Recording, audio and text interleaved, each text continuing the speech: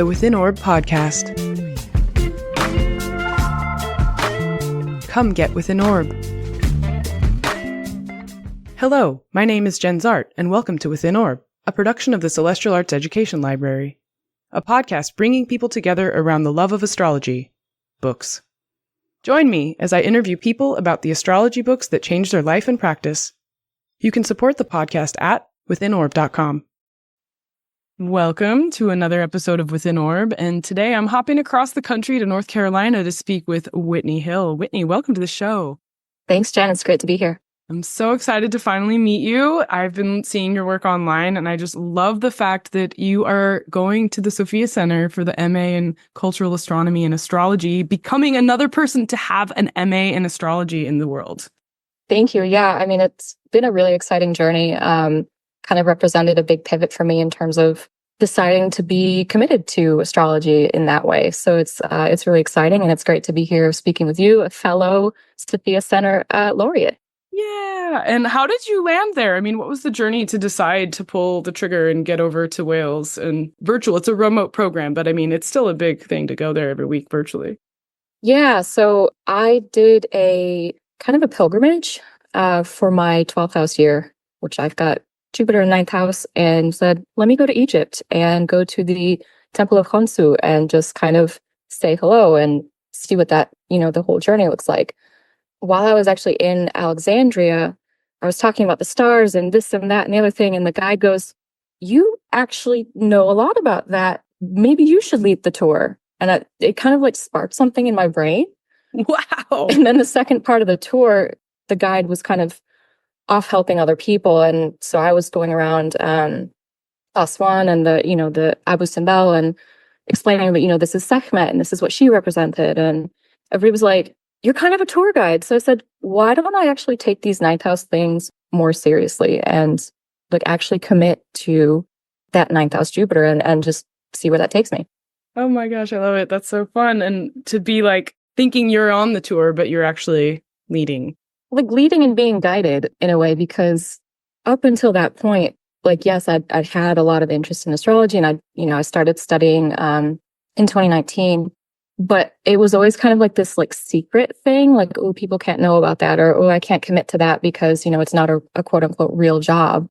But like I said, it was a turning point in just really understanding that there is value in that work, not only for me, but also for other people. And there's, ways to, again, guide people and be guided. Love that. Love that. So what was your first astrology book? So I pulled Astrology for Real Life by Theresa Reed. And I liked that one because there were kind of like these exercises to go through in it. And it was very like step by step, but without getting too deep into some of the more technical stuff, which I wasn't sure where to start. And, Placidus versus whole signs, what did that even mean? And it gave you those kind of delineations to get started thinking about it. So I liked that one a lot. And then I also picked up Astrology and the Authentic Self by Demetra George, which, Demetra, hello. And then when I started learning with Sam Reynolds on the Heavenly Spheres by Helena, Al-Balkhi, and Luis Ribeiro was obviously recommended for that course. So I think those are more or less the standard recommendations, but I mean, I think that's the case for a reason because they are pretty solid. So you started from a pretty traditional lens then? Yeah, and I didn't realize it at the time. I didn't understand, all of those kind of traditional versus modern versus, evolutionary versus Uranian versus Hellenistic, and what do they all mean? But I have always kind of had that interest in more ancient things. I mean, let's go to Egypt and do a pilgrimage. Right. So I guess it's kind of like a natural thing that I fell into more of a Hellenistic tradition. Yeah, yeah. So here's the question. If you were going to go to a deserted island and you could only take 3 astrology books with you, what would they be? Always going to take a book by Abu Mashar, just because I want to be able to kind of gauge, and we're assuming we have an ephemeris, right? Yes, the ephemeris is the standard. You got to have that. So yeah, because I want to be able to pull my solar return and how bad is this, upcoming year on this deserted island. Oh my gosh. No, and maybe that's a kind of weird thing for me, but I like to know the tough things that are coming, so I can be like, okay, here's how I'm going to mitigate this. Yeah. So I would take definitely Abu Mashar's On the Revolutions. I would take actually Demetra's Ancient Astrology books. And I might diverge a little bit and say I would take a philosophy book, actually. Ooh, that's juicy. I've been pulling in some of the stoics and just trying to see what is underpinning a lot of the philosophical thought, I guess, behind astrology. And it's been really helpful to read through philosophers like Chrysippus, for example, where we're coming to a better understanding of this idea of astrology as like fate management and what is fate and can it be mitigated? Can it be, addressed in some way, or is it completely fixed? So sometimes I think when we're looking at a chart or looking at upcoming events, and maybe especially on a desert island where it feels like very trapped and finite, it can be good to have that kind of broader establishment of like, what is the thinking and how can I face this in a way that is not driven by like panic and I guess fatalism, like, oh, there's no point in anything. So you said fate management. That's such an awesome terminology for remedial practice. I can just imagine like, I'm a fate manager. Like, what do you do? I'm a fate manager. I mean, and that's how I think of astrology, though. And it's, I actually wrote one of my papers for Sophia Center on fate management in the metaphysical community. So just understanding how different practitioners, tarot readers or astrologers or mystics or, however we want to label ourselves, are understanding fate or are using their particular tools or practices to kind of address things that are going on in their lives. And what were some of your findings in there? There were quite a range of tools that people are using. So somebody might call themselves an astrologer.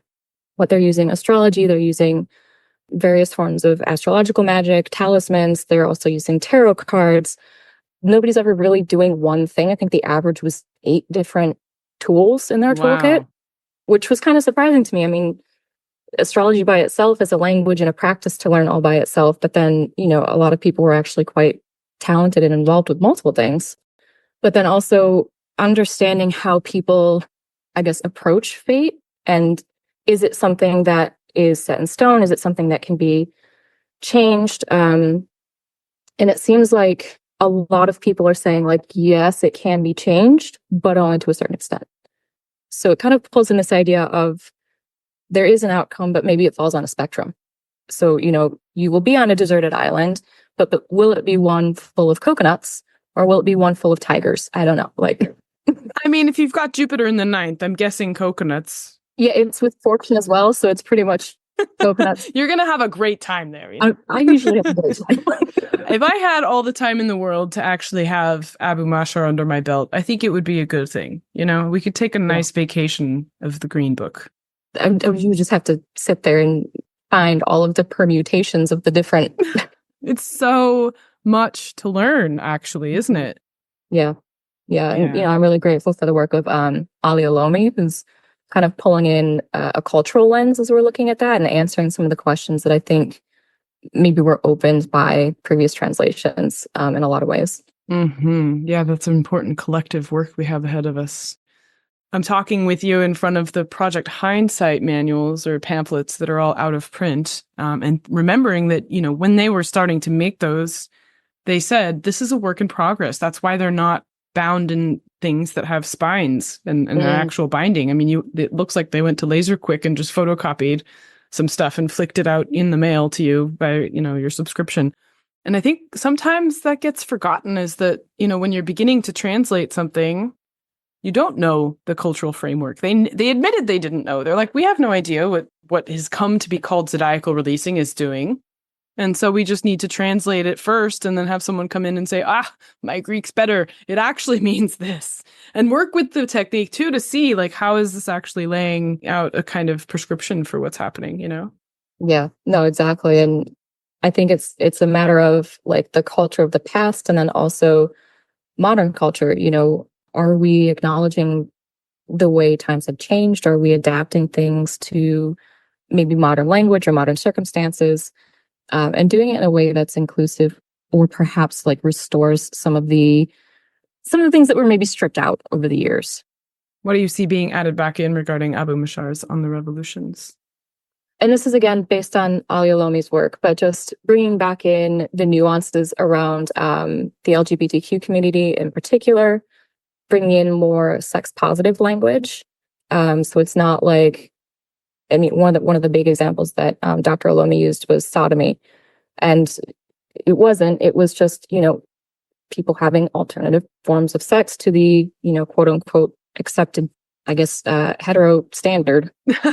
Right. And apparently that was drafted in, in the medieval times. So the stuff that reached us was translated through a different lens. So how are we understanding the different lenses that things have been translated through in the different social mores and the different, maybe religious contexts, or what was permitted, what was taken out, what needed to be changed in order to be accepted by the church during the medieval period or and later. So I think all of that work has just been really important, and it's been really interesting to see. Amazing. Yeah. And also the given the history of the Crusades and the idea of just like, oh, it's brown, it's bad, right? Like it's kind of eradicating the Arabic culture out of this astrology. And it's like there are certain factors of that can't be stripped out, actually. Mm-hmm. Imagine stepping into a room of 5,000 astrology books, turning a corner and stepping into a room of 2,000 more. The Celestial Arts Education Library is every astrologer's dream, and it can be yours. I invite you to come support CAELi before you can visit physically. Your support will mean the creation of 52 new episodes of Within Orb next year, 4 issues of the CAELi Review, our inaugural journal, and countless book talks, events, classes for our community. Visit our website, www.caeli.institute/support, to select your level of care. Please help support CAELi into the future, our future, so that we may study the future together. Thank you for listening. Please enjoy the rest of the show. So back to the philosophy and fate management. You mentioned a philosopher's name that I didn't catch. If you had to pick one of those philosophy books, could we narrow it down to one that you're really chewing on right now? Yeah, so and this is actually not a direct source, primary source. It's a secondary source, but it's called The Philosophy of Chrysippus by Josiah B. Gould. And he's kind of pulling together the broken, scattered fragments of this philosopher's work. So that's a Stoic philosopher, circa 280 to 207 BCE. And looking at how do we know that divination is true? How do we know that astrology is true?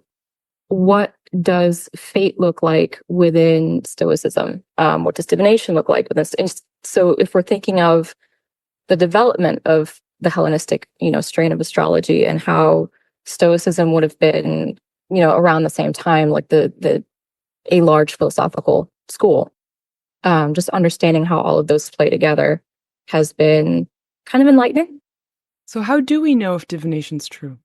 Is there a cheat sheet? I mean, what Chrysippus is saying, and I'm going to quote, "The prophecy of the diviners would not be true if all things were not encompassed by fate." And then, since the diviners are correct, divination and fate are both true. That was not uncontested. I mean, people had feelings, they had big feelings, and, philosophers are always arguing about things. Yeah, so they're kind of wrestling with these big questions that I think we've kind of forgotten in modern times. And I want to go back and I want to pull them forward and see, okay, what do other astrologers think now? Yeah, and also maybe bring another Stoic into the conversation whose name isn't Marcus Aurelius. Yeah, and it's been part of my literature review for my dissertation coming up.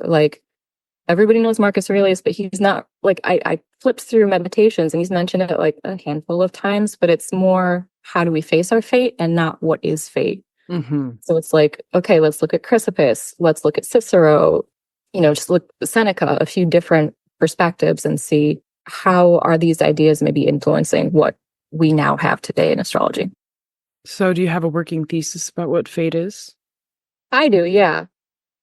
It requires a differentiation between determinism and fatalism, because those get kind of combined rather a lot. Robert C. Solomon wrote a paper called On Fate and Fatalism. And he specifically split them out and said determinism is basically a thing occurs because a past thing has occurred, and fatalism is a thing occurs because it must. Oh. So they sound, they kind of sound the same up front, but when you start thinking about, okay, is this cause and effect or is it necessity? Then that starts new thoughts spinning on like, okay, what is the law of necessity? Or is fate necessary? Or in like the extent to which you can change it. So my personal pet theory is that there is a fixed spectrum of fate. So again, you're on the desert island, but coconuts are tigers. Yeah. The most random, spectrum of things you could have. Yeah, and then just thinking about like the way that different things like an accident would happen, like is it fated? Like must this happen in order for the aftermath of that accident to precipitate other things happening as well? So like the delineation of determining like, okay, well, determinism, someone steered wrong and got in an accident, but they had to do that because if they didn't, then everything would fall apart in a different way, or some things would never come to be in a certain sense, right? And then you layer on it and you say, well, hang on, fate management. Did you put on your Mercury material before you left? Or did you use astrology to say, oh, it's going to be a rough day for driving. Maybe I should take a different route. Or maybe I should take a shorter route. Maybe I should walk. So maybe instead of a car accident, you tripped on the sidewalk. Right. I used to do this going to the Sophia Center's summer school every year, actually.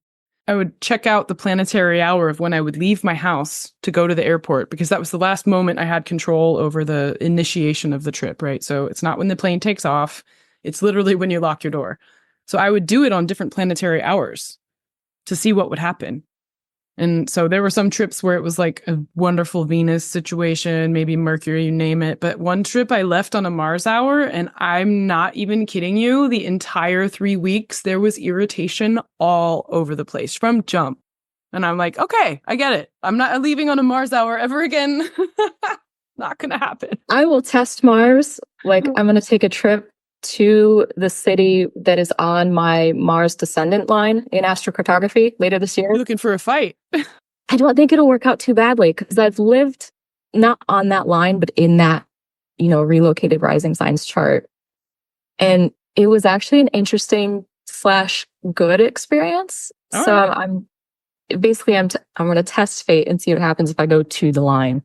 Yeah. I mean, I think also it's like, you have to look at the promise of the chart and work backwards from there, because sometimes people will come to me and say like, well, where's the best place for me to live? And I'm like, well, natally, you have Mars configured to your 4th in whatever factor. So you love being irritated by the house stuff. Like you want to have no answer to this question, or you have to be in a place you have to leave and come back, or like, you have to give a martial answer to the question because Mars is showing up there, and so I don't hesitate to put people like that on Mars lines because that's like appropriate for their chart. Right. And that goes both ways. Like, so again, like I have Jupiter in the 9th. When I lived places that put Jupiter on the descendant, not always a good thing.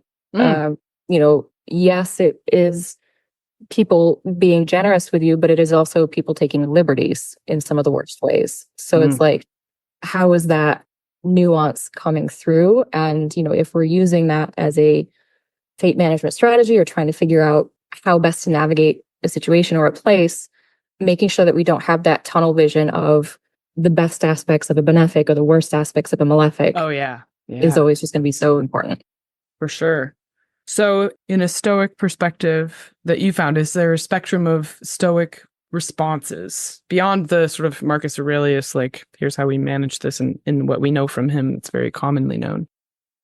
There is within the Stoics, and I haven't done enough research into it to be able to give like a super intelligent answer on it, but it is kind of looking at like what fate is, what is the power moving the universe, and then they spent a lot of time arguing on like the idleness argument. So if all things are fated, what's the point?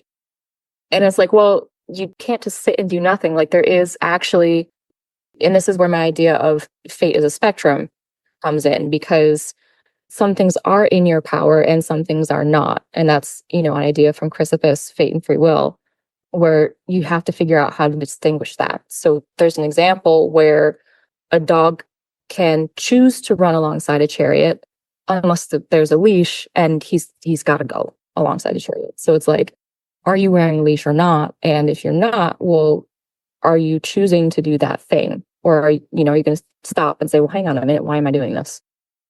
So it's kind of like that idea of the thing may be fated, but the severity or the exactness of the outcome depends on your human, like your free will.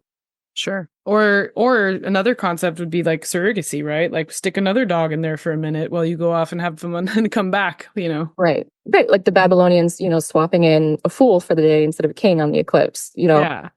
Yes, you had those kind of arguments on the fate versus free will, but then also predetermined versus cause and effect, causal outcomes. Mm-hmm. Could there be like an asymptotal infinite mirror effect of like, well, this person's chart is predisposed to be more adept at fate management, so they will have a more robust range of options on how they're going to work their chart through time, versus someone who might not have those factors, so they will be subject to the winds?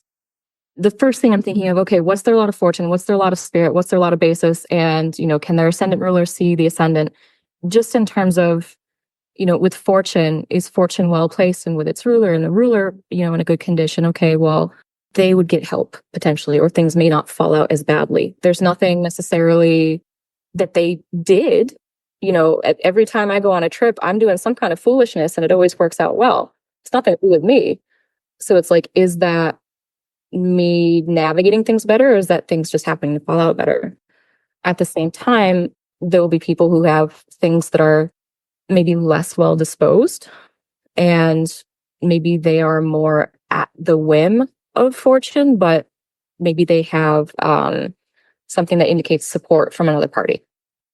I think it comes back to like what we were saying with like the lines, astrocartography lines. There's going to be so much nuance in that, and I always worry that people take their charts like way too literally and say like, this is why I'm like that. And yet, I think we all do it, but I think some people really take it to heart and make a box out of it. So that's been part of the work that I've been trying to do with this kind of fate management research, and saying like, yeah, there's some guidelines. Like my chart says I'm not going to be like ultra rich. Like it's just not in there.